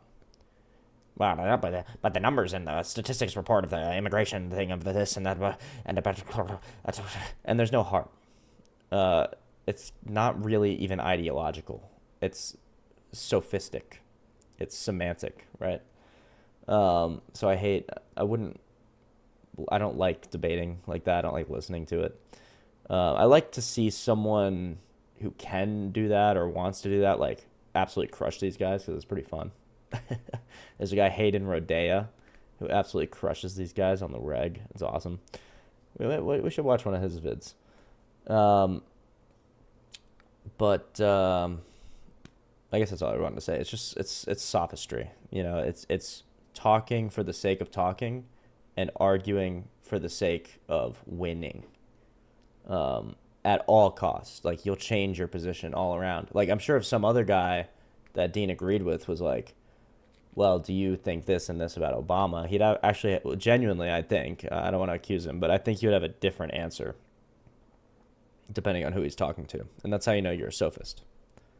If nobody else has demonstrated a dictatorial rule of law to the same extent Trump has, if nobody else has demonstrated a lack of a regard for the consent of women and girls boasting about their sexual exploitation or rape, right? What else could it possibly mean? Like, if this doesn't make him the worst president of our lifetimes, who would be? Probably George W. Bush. I agree. Bush was shit, okay, but Bush didn't try to coup our government and rig the outcome of a federal election. Well, actually, how do you know that? How do you know that he didn't do that? Like, I mean, Bush did 9/11 as a joke and all that, but I mean, we don't actually know the extent of his knowledge or involvement in the 9/11 operation, so to speak. So it's actually quite possible that there are much worse presidents than Donald Trump. Like, maybe ones that start wars in Ukraine and Russia as a proxy war for just so that we can steal all of Ukraine's oil. Oh wait, but Trump is trying to end that war? Now maybe he will, maybe he won't, I don't know. But Trump's trying to end that war, and yet he's worse than the guy that started it. Or the guy that allowed the Israel-Palestine conflict to get to where it's at. Or the guy, you know, I mean, there's endless things. Or the guy who drone striked more children in hospitals than any president ever, Barack Obama. Outreached his presidency. Well, you know, Trump kept us in that war for the first 4 years of his first term, and now Donald Trump could potentially be doing the same thing in places. Yeah, like he Venezuela, could, and if right? he did, again, not to mention the war. So I just want to make it clear: we're debating which one of the two Republicans of our lifetimes is the worst president of our lifetimes, right? Yeah, and I'm not a Republican. Okay, so Donald Trump is either the worst president of our lifetime or the second worst Republican, the president of our lifetime, being beat by another Republican. Yeah, sure. So if Donald Trump is either the worst or second worst president of our lifetime, then why the hell, if you were teleported back to November, you'd still vote for him again? Compared to Kamala Harris. Yeah, and that's because it doesn't follow that even if Trump is the second worst president of our lifetime, that Kamala Harris would be better than him. That simply doesn't follow. And it's that Kamala is just an establishment shill, just like Joe Biden was. And I really think, honestly, the Democrats are just they're not really a progressive party. They're a sellout party. So a Democratic establishment shill is about 1 billion times better than Trump. Why? I don't think so, because I think long term it just continues the same things. And I think Trump is a wake-up call to liberals that if you're going to continue to win elections, you kind of have to actually deliver on some of the shit you campaign on. What are those things? Like, what is something that Kamala Harris would have done if she had won the presidency? Oh, that's really bold coming from Trump. You're telling me that Trump is delivering on the things he campaigned on. Well, I think the Ukraine war would be stronger than ever. One day. What happened to reducing the price of groceries so fast someday when your head would spin? What the hell happened to releasing the Epstein files? Obviously, he signed the Epstein Transparency Act into law, not because he wanted to, but because he was forced to, because Congress made him so. What what the hell happened to, building the wall between America and Mexico, then sticking the bill to Mexico? What the hell happened to It's passing the so infrastructure many bill in talking this points. first 4 years? What the hell happened to, doing good by the working class, giving them tax breaks when in all reality, according to the Center budgeting policy priorities, their purchasing power is going down now, right, because of the big beautiful bill. I mean, These I are love all all those promises things. that he made Yeah. that he never pulled through on. So what do you think is the worst thing Kamala Harris would have done if she won the presidency last November? Or like what the hell happened to replacing the ACA? I could go on and on and on. Yeah, I just don't think she would have done anything. Oh, okay. And your evidence would be? Just like Biden more or less just didn't do anything. Okay, well, you're obviously very uneducated. They actually passed some of the most monumental and influential policy in modern American Just history, call them ranging from the uneducated. PACT Act to the Chips and Science Bill to the Inflation Reduction Wow, Act to the the American Chips and Rescue. Science Bill. Wow, how many wars did he start? Oh, the Chips and Science Bill? Whoa, we're gonna have so many more chips. I wonder where I wonder where the materials for the chips are coming from. Is it from the breadbasket of Europe, Ukraine, who we invaded and caused to go to war with Russia and supported and told if they didn't go to war with Russia, then we wouldn't support them at all? And that we wanted to put nukes in? Well, you get it.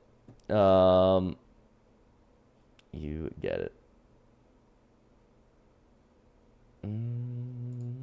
Let's see what the other side looks like.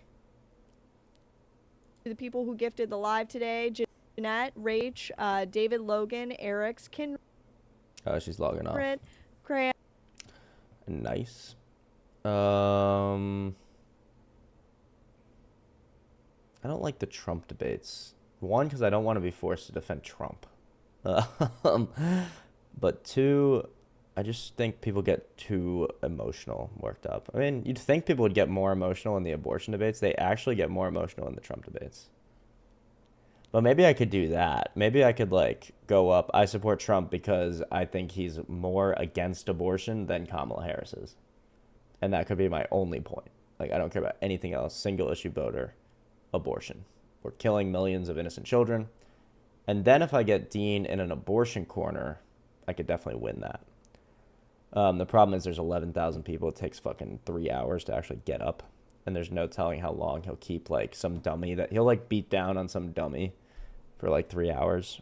Just because, I don't know. I guess it's good content. Because they abided by the government's laws until the government's laws went against God's law. So as long as the law of the land doesn't go against God's law, then we all good. God was okay with legal immigration, meaning that you go into the land and abide by that land's rules. But when you come here illegally, because we have rules, right? And that means you're not abiding by that land's rules. Therefore, you're violating the law of the land, and thusly violating Romans 13:1. Hey, you're not addressing my question. You're not addressing. I did. No, you're not. No, you're Okay, not. Ask your question one more time. So, you haven't said in any way where the scripture being a Christian is inconsistent with being a Democrat. You haven't. That's your statement. Okay. I'm giving you examples of how that is consistent. Okay. You want me Democrats to give you examples how it's not? Climate action, conservation, protection of natural Wait. Where's the scripture for that? We're talking about Christians. Do you believe in God? You're making it about me. That's not what the topic is. Let's stay on the topic. Sir. If you're not intellectually, I'm on the topic, but curious, you're not serious. Okay. If you're not serious, Alex, what we're gonna do? You're not gonna steer the conversation and dictate the conversation. I'm on topic. You just don't like. No, you're not. You're making it about me. That's not what we're talking about. I just asked a simple question. It's either yes or no. Like I thought, I think all the Charlie Kirk. Just get Dane. If you want to look into that, Joaquin, if you don't know where he is. Dane, do you want to give us your age? Haley, oh my God. Yeah, 19. Haley, 1 second, Dane. Haley, really shut up in the comments or get up on the panel because you're pissing me off. All right, what do you want to say about the prompt? I think in this scenario, especially, you definitely didn't deserve death. Unalived. Just say unalived. Sorry. Yep. You're good. Get unalived. So, I'm willing to debate with anyone. Sorry, I didn't really pay attention. So, I'm just you're good. Okay, so how did you feel about him otherwise? I would say that I am independent, so I didn't support everything he said, especially with the social rights and everything with equality. I didn't really support that in every aspect, but economically and how he supported large businesses, I supported that. Okay, so yeah, other than that, tell us what else you agreed with him on. Why does he Just have so we to can do get an that? understanding of who you are. Why is that important for a debate? I think he had a big ego. I think he was still a good person in ways, but he definitely made very controversial points that he shouldn't have made. Okay, how is he a good person to you?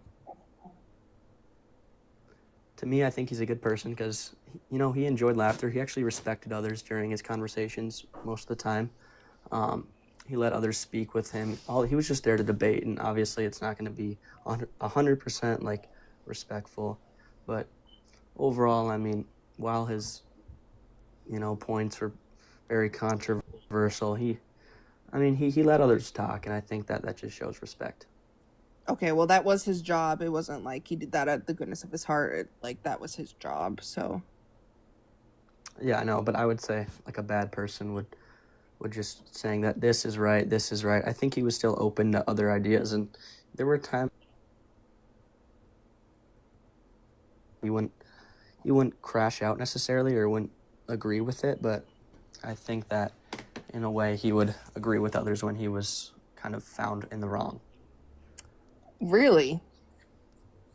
Did you? Okay, I can't think remember so, the yeah. college, but he debated a college or university in England. I don't know if anyone can remember. I can't remember the name off the top of my head. Was it Oxford? I can't remember. But he debated a college and a man from that college, and he was proven wrong about a point. And Charlie's response was, "Yeah, I don't care. I still believe what I believe." So, Okay, yeah, but it's a you debate. think He has to do that. Yeah, I can try to find Okay, it. I yeah, just so have to that- figure out the name of the Oxford. Okay, it was Oxford. Yeah, it was at Oxford.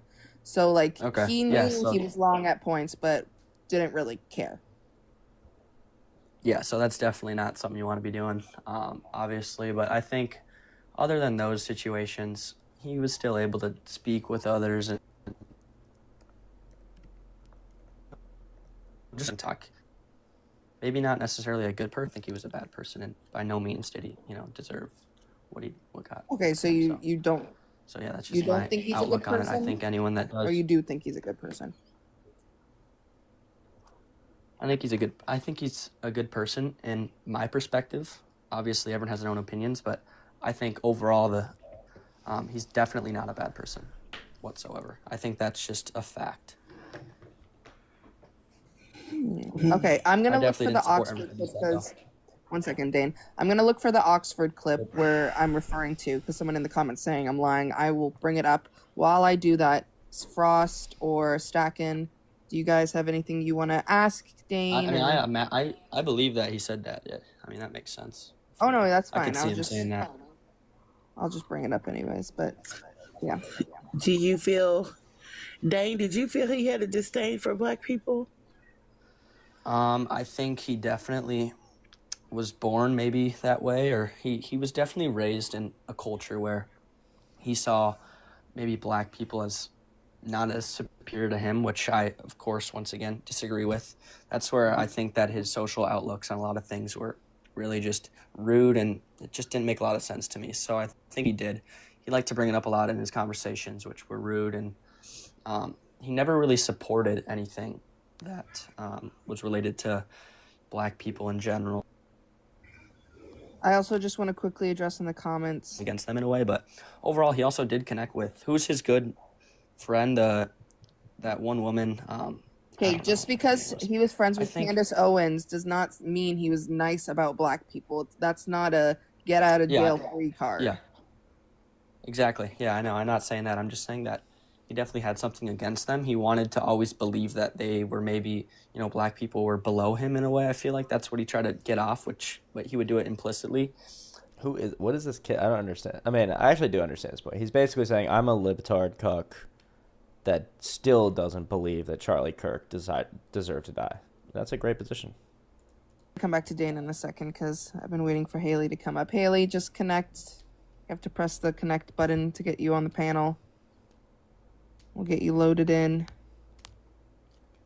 I see we have lots of people. I got, God, 15 people waiting in the guest spot. I'm just trying to bring everyone up kind of slowly. So, Haley, if you could try to figure 15 out how to work people. your phone, I was gonna try to join, but that'd be maybe. great.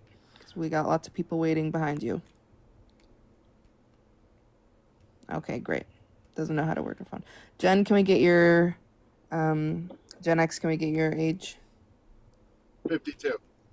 All right, can we get your brief opinion on the prompt, please? Yeah, I don't understand it. Of course it's tragic. The father was killed. 1 second, you have to say unalived, please. Sorry. Father was unalived. How could it possibly be deserved? If we go around like that, what's the end of it? People we don't agree with be unalive. What's the end of it? Okay, why was it tragic for you personally?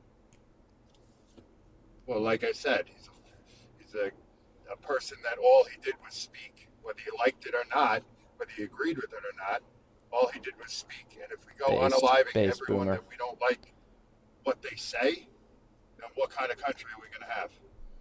Okay, yeah, we're going off the assumption he was unalived for his viewpoints, which is a fair assumption to make, but then again, it is an assumption. We don't know why someone crazy did something crazy. So what did you like about him? What did he say that you agreed with? I agreed with most of what he said. Okay, give us your I top loved his three format, things. though. I loved the format that he had. He wasn't someone that tried to berate people that were speaking to him. He would hear them out. He would give his opinion. They would give their opinion. Try to come to some sort of middle ground. If they couldn't, he'd say, "Okay, thank you." He wouldn't force his opinion on people. You have a lot of these debaters where they'll just talk over you. They'll just filibuster, and that wasn't what he did. Okay, give us your top three things that he stood for that you also stand for that you agree with. How is that relevant to whether? Top three topics? Yep. His opinion on God, I agree with. You know, that he believed in, you know, in his faith. I believe that he believed that fatherless children are the problem in America for the crime, not any specific race, but the fatherless problem specifically in certain races is why we have such bad neighborhoods and such crime. Okay, so you agree with his opinions. 1 second, you agree with his opinions on religion. I'm assuming you're probably going to agree with abortion, transgender, yada yada. Okay, so other than the religious aspect, what are three things he said, more political things he said that Why you does agree this with? guy have to do that? I agree with his abortion. I already said other than that. I don't know what else you're looking for. Well, he talked about a lot of things. What are only you said I agree with everything he said. So I said most of them. Okay, well, is this lady serious? I mean, obviously this is rage bait, so we're not gonna engage that. He said, "I agree with everything Charlie Kirk says." Okay, name 12 things. Name 15 things. Are you serious?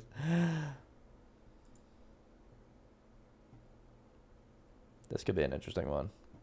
Hello, fellow white people. We are all racist. We don't experience. I'd accidentally had my mute off. Okay. Racism does not require passion or consent to participate. It does require one thing, and that person be white. Racism is a very specific power that only one group of people have. As Adorna broke down earlier, that racism was designed to not individualize. It was designed to group, right? So when people talk about having the power, instead of thinking of racism as some separate thing to ourselves, think of it as that is the power. Racism is the power. It is a very specific power that only one specific group of people have, right? So, no, that was not a correct analogy that he used. Oh, okay. Thank you for explaining that. Because I thought I understood it, but then you said that and I was like, oh, maybe I missed something completely. So yeah, thank you. That makes sense what you said. Thank you. What? That made no sense at all. That was just an assertion.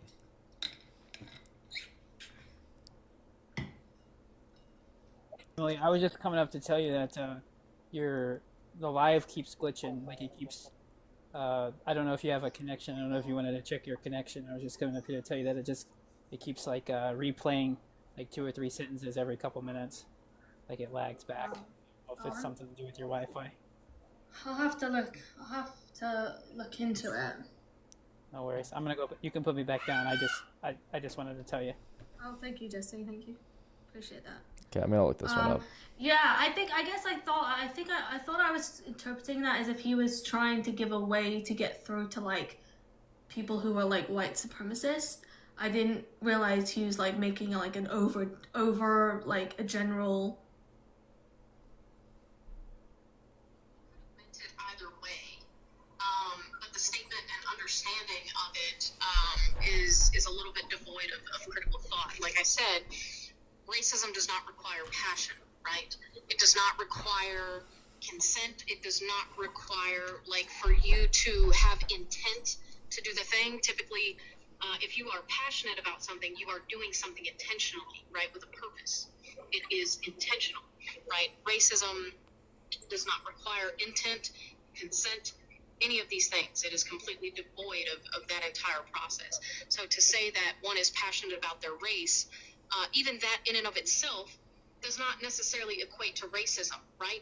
I could be passionate. Ooh, let me not get into this, but you know what? Fuck it, I'll say it. One could be passionate about being white, right? But what are the reasons, right? And just because one is passionate about their race does not necessarily mean that they are dispassionate or disparaging to other races, right? Or that they have the power to racism. So there's so many different thought processes that have to occur to like understand, break that down. So he could have meant it either way, but however, racism is a very specific tool and power that only one group of people have based on race, and that is white people. Yeah, for sure. Yeah, absolutely. Okay, all right. These people are insane. That makes sense. That doesn't make any sense.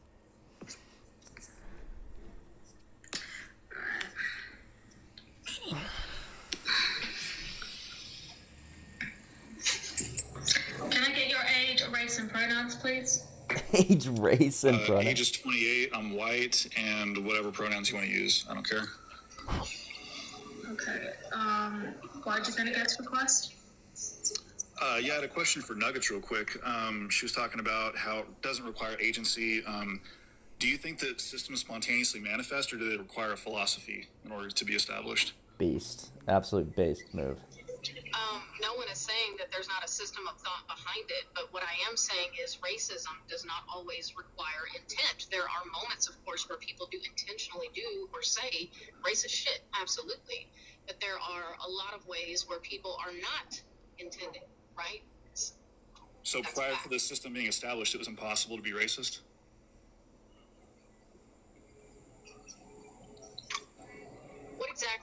What is your question? I just asked it. Prior to the system So being established, if in racism order requires a system, prior to the system being established, was it impossible to be racist? Great question.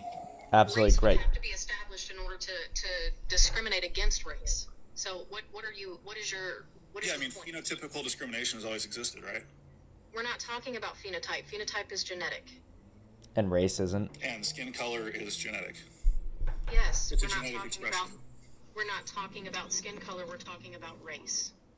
Oh, right. They And separate race everything. categorizes based on what? Yep. Race is categorized based on many things that are social constructs. There are aspects of race that are in fact genetic, but it is not genetic. I like this guy. This guy's great. Right? Yeah, it's a social construct based on genetic expression. Incorrect. No, that's not incorrect. That's 100% There are correct. aspects of race that do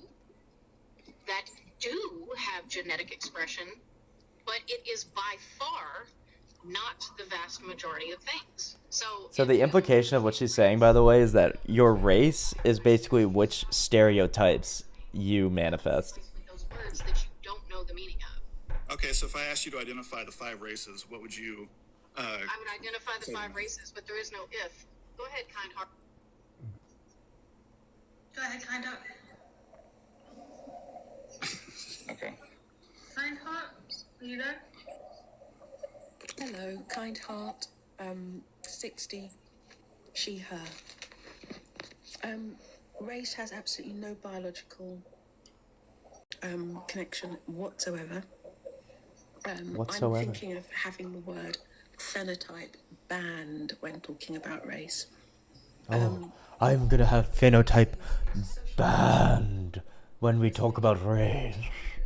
When we talk about race with our servants, I will have the word phenotype banned.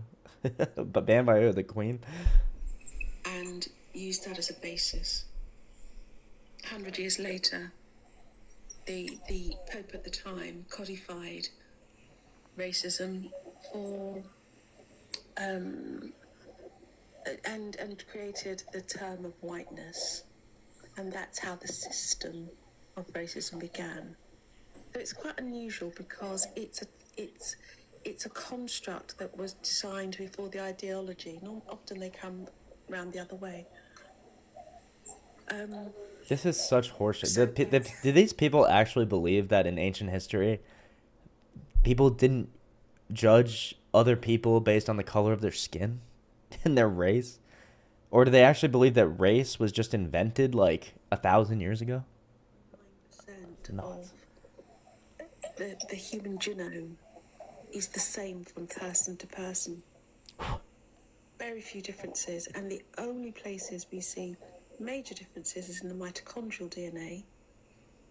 And I might have more genetic factors in common with you than I do a Dorner. There's absolutely no basis in biology. Human Genome Project showed that in the 2000s. It's not biological at all. There, I've said it.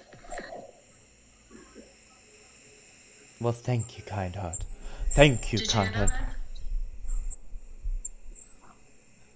I'm sorry, were you talking to me? Yeah, were you listening? Yeah, I was listening. Okay. And it definitely does have, it is based in genealogy because it has to do with your parentage. We can very easily predict. It doesn't. It does. Go ahead and Google. Go ahead and Google the 5 races, right? So I already know what they are. I'm the one that Black, brought them up. Thank African you. American, Native. Yep. And what is the definition? It doesn't say anything about skin color or anything biological. You are incorrect. So again, identify the 5 races. I was doing that, and then you talked over me. So if you didn't hear me, that's not my problem. Would you say black is one of them?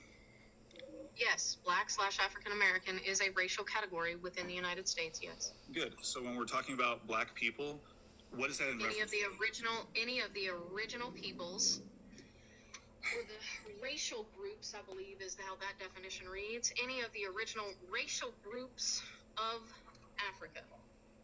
So why are they called black? It's in reference to their skin color. It does not.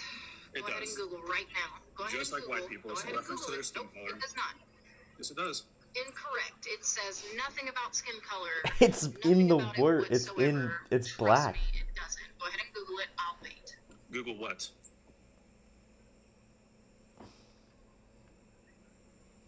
Google the definitions of these racial categories. Look up what constitutes a Define white people? I mean, what am I supposed to Google here? Literally the 5 racial categories and what are the stipulations or the definitions of each one. Just like you would if you were filling out a government form, it says how to fill it out. What are the definitions or the stipulations in order to be classified as such? It doesn't say anything about skin color in any of the 5 things. It says any of the original peoples of Europe for white people, any of the original racial groups of Africa for black people, any of the original peoples of North, Central, and South America for Native peoples, any people of the original peoples of Asia for Asian people, and any of the original peoples of the Pacific Islands for Pacific Islanders. Literally what the fuck it says. Yeah, you've been misinformed by what race is, right? And the whitewashing of what, we used to know race to be, which has now been debunked. right? Debunked. We know that there is no biological factors to race. It's a social construct. Furthermore, if we're talking about skin color, white people are literally not the fuck white. Like, have you ever seen the shade white? Black people are not fucking black. They're literally fucking Reddit brown. tier. You know what a colloquial term is, right? Now we're doing colloquialisms. All definitions are colloquial, so go ahead. Yeah, so when I speak about a white person, and also, for example, so if you think that racial discrimination exists, are we discriminating based on where they came from, or are we basing it off of what they look like? So now you don't know the difference between xenophobia and racism. Why are you here? What is your name, Ben? Why are you here, Ben? Why are you here? You don't know what any of these words mean? Like, literally, you can Google is free. Yeah, it sure is. So again, when I talk about racial discrimination, are people being discriminated against based on where they come from? Do you know where someone comes from when you racially discriminate against somebody? Or is that something impossible, or do we base it off of skin color? Because I'm pretty sure it's based off of skin color. Skin color basis discrimination would be called colorism. Okay. So they're inventing new words. Gotcha. So a black person who's unalived unfairly by a police officer, that was colorism, not racism?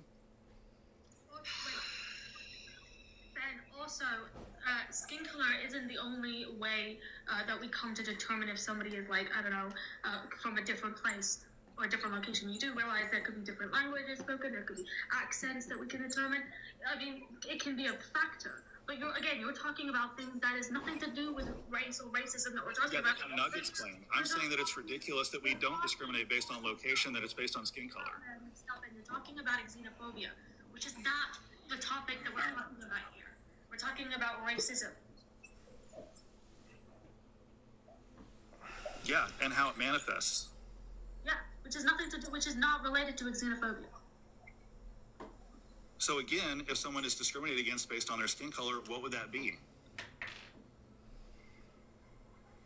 Would it be racism or would it be colorism? I mean, it depends who is discriminating. Typically, so in the example I used, a police officer who discriminates against a black person, would that be colorism or would it be racism? If that person is white, it'd be racism. Why does why does the race of the person matter that's doing the thing? Because only us white people can be racist. Only white. Why is that? Why is that? Because we invented racism to do exactly that. Yeah, the progenitor of a philosophy doesn't have any bearing on who can perpetuate it. That's ridiculous. But yet it's not ridiculous. That is ridiculous. Hold on. Go ahead, Kinda. But it has worked that way. And I said that pretty much at the start. Also, unholy, there is no AI that can determine race by heart scans. What the AI does is that it looks for certain patterns. It has been coded for a start, so it's not. You really need to get your medical engineering up to date. Sorry, Bensi. You know that somebody can suffer with albinism, don't you? Sure. So, you could have a black albino person, couldn't you? Sure. But you wouldn't call them white, would you? No, I wouldn't. No, so it's not about skin colour, is it? Except exceptions don't negate a rule, do they? Albinism is not a commonly occurring thing, is it? If Can I have a big box right quick? Give me a second, kind heart. Exceptions negate a rule. Yes, Auntie. I Good to see you, had a Auntie. big box right quick because he does this in every platform, right? So, Bensi, based on what you learned, what is the race of this woman? She looks Indian to me. She's Indian, but she's dark skinned. She's considered dark skinned in her community. Okay. Race is not based on skin color. Are these people retarded? Again, in the example that I used, where a police officer unfairly discriminates against a black person, was that colorism or was it racism? Hey, Black Ben. is a race. Hold on, ladies. Watch this. Hey, Ben. Are you familiar with Terry v. Ohio? I'm not. You can educate me. I don't educate honkies. I don't do that. That I don't do. That I don't do. And that's Why not. are you asking the question if you're not prepared to elaborate? No, why you up here trying to justify owning human beings is crazy work to me. I'm not justifying anything. You're You are. strawmanning You like are. crazy. As long as whiteness and white supremacy exists, a social construct of both that created the hierarchy, putting white people at the top and everybody else below with black people at the bottom, racism still exists, sweetie. I never said racism didn't exist. You're strawmanning like crazy because you don't know what you're talking about. I don't know what I'm talking about. No, you don't. You're putting No, words in my mouth. she does You not. obviously either haven't been listening or you're coming up here with an agenda. One of the two. What's an agenda? Well, what agenda would I have to prove that you're racist? You've already done that time and time again. That's an assertion. You are absolutely a white supremacist. You are absolutely. Oh yeah. Oh, I absolutely. also Yeah. use my words and not words that you just manifested in your mind. No, baby, you white. You benefit from the. I think that's how it works, isn't it? I think that's how speech works. You manifest. You benefit from the system created by Gomez de Zerara and the white Europeans. You benefit from the system. Ergo, you're racist. Identify the system, identify the benefits. The system is whiteness and white supremacy. Racism. And the benefits. So here's the thing I like with white people, right? I love when white people say, well, I experienced racism because I got jumped by 17 black people, right? When we all know that if you are the only white person in a room full of black people and you call the cops, you are given the benefit of believability, which could cost any one or all black people in the room their life. Bunch of wild speculation. Jesus Christ. Because it has happened. It has happened. White people are always given the benefit of believability. Always, really? Okay. Always. Give me some A white woman will call the white woman that called the cops on the black people in the park in San Francisco. They didn't go talk to the black people first. They talked to the white woman first. Now you're giving anecdotes. I mean, you're making general-based claims, and you're giving anecdotes. Because y'all it keeps happening. It keeps happening is the crazy part, right? It keeps happening. So how many black people were unarmed black people were unalived in the past couple of years? I don't know, but I know there has. Oh, you don't know? Interesting. Hold on. What I do know is that 52 black men have been found at the end of a rope in the United States since January 1st, 2025.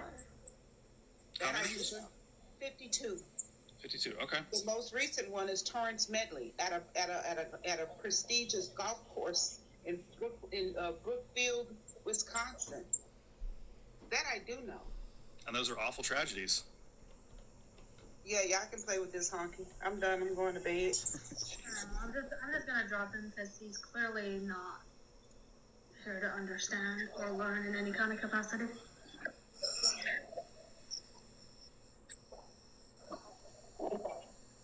What? What was that, Nuggets? He definitely came here with him. Oh, you keep playing.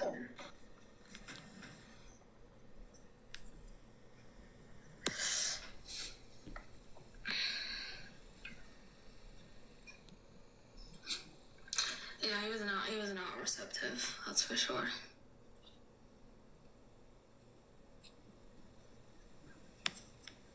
Come on, get me up.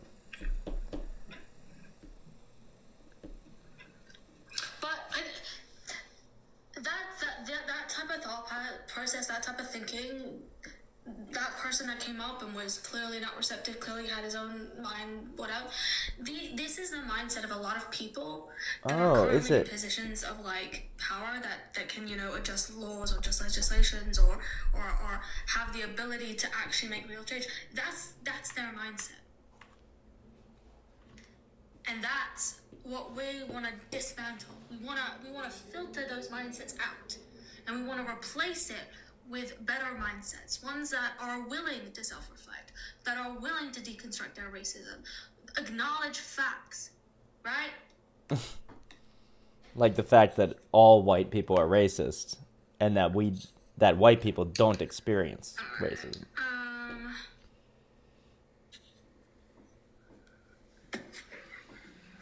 Exactly, yeah.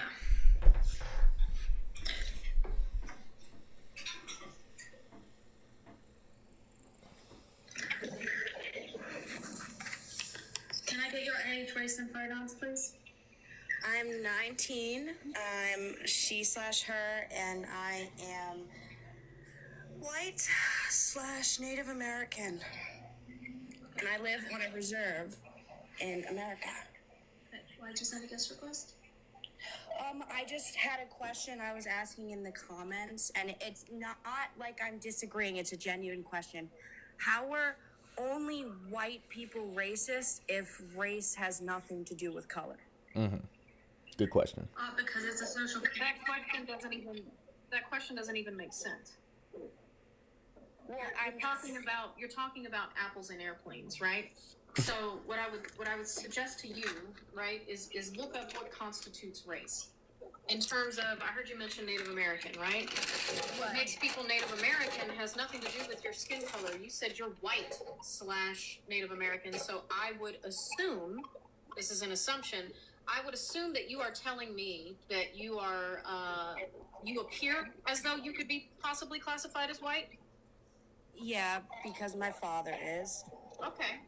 So, in terms of what makes you Native American has nothing to do with what you physically look like, right? It has to do with the culture and the things that you are born into and where your people originated. Your people originated either in North America, Central America, or South America. Right. So, in talking about what constitutes race has nothing to do with those things. Okay. So then what defines racism? What defines, well, race, did you say what defines racism or what defines race? No, what defines racism? She explained to me what defines race. I understand race. I already know that race is not defined by skin color. It's defined by cultural and different beliefs like that. But I was just saying what defines racism to you. Yeah, so racism is... So, hold on. And Emily, I think you have to mute when not talking because I'm pretty sure the noise is you, unfortunately, the feedback. I think that might be Anna, mute for a second. Nope, still echoing. I think it's coming from you, Nuggets, a little bit. But I can try to mute my side if it helps. 1 second. Still there? No, yeah, I think it's just background noise, but I'll try to mute. No, it's like dead silent in my house. Okay, nope, it's you. So it's the new update. So I'm gonna be honest with you, Anna. If you truly understood what race was, the question that you came here and asked about how can only white people be racist, and race doesn't have to do with skin color. White is not a skin color. White is a race. Native American is not a skin color. It's a race. So I'm not like, I don't think us explaining it to you is going to help other than for you to go look up what these terms actually mean. Right, but do you believe that there are no other races in the world that have been racist towards others, like other races? So racism is a very specific tool that white people invented to oppress other people who are not white, and very specifically black people for the vast majority, right? It is not to say that other races have not been oppressive to other races, because there's not a race in this world that is not anti-black, right? So it is not to say that other races cannot be discriminative or oppressive towards another race, but in terms of actual racism, its whole point of existing is for white supremacy. So I don't know how to help you. Like, so if you're telling me that, for instance, Asian people invented a system or whatever the case may be on the basis of race, then it would be called something else. It would not be called racism, because racism is very specifically our invention. What? Right. Okay. I understand. Just wanted to ask that. I appreciate you coming up. Thank you. Thank you. Okay. Let's see if we have anyone else. We do have quite a few people, but I don't know. I think I might wrap it up for today. Damn. I appreciate everyone that came out. I don't know if you're still in here. Donor, thank you for coming out. Thank you, Nuggets. Thank you, Kind Heart. Thank you. Well, those people are psychotic, so I'm kind of glad I didn't get up. But I had some questions. Maybe we'll try them again another time. I'm going to go as well. Thank you all for watching. Appreciate you. It was fun. We will see you tomorrow. Same time, same place. God bless you.